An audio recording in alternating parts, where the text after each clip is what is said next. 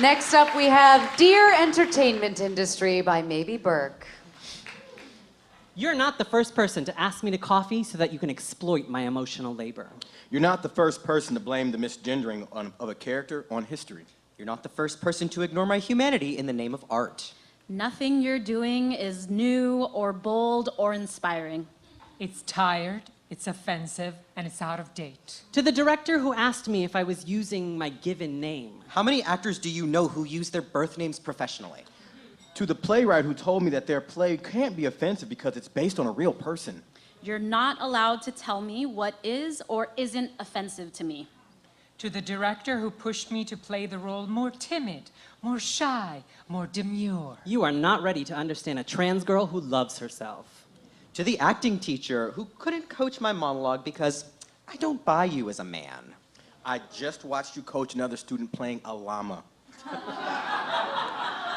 To the casting director who told me that the character is at a different point of her transition than I am. I'm non-binary, not incomplete.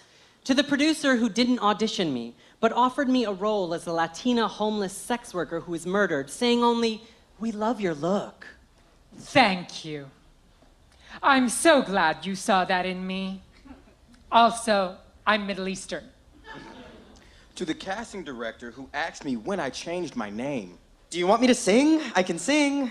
To the producer who called me in to fill a diversity quota. I'm still an able-bodied, neurotypical, thin white person who holds up to some conventional standards of beauty. To the casting director who asked me to get a closer shave next time. I cut my savings in half to have lasers shot at my face so that I won't have to shave. To the producer who didn't cast me because I didn't look like a man. To the producer who didn't cast me because I didn't look like a woman.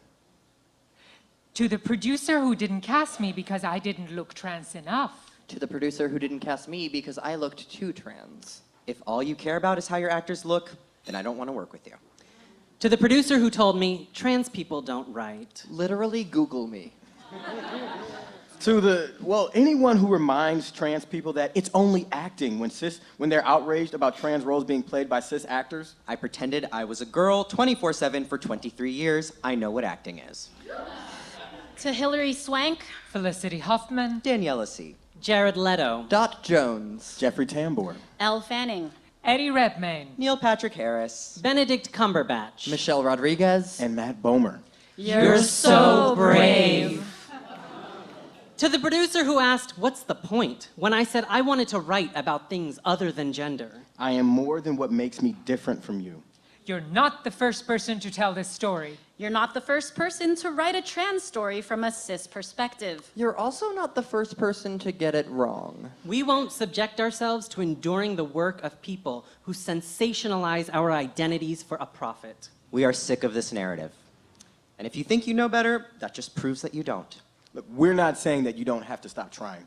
We're just saying that you should try harder. Meet someone. Learn something. Do better.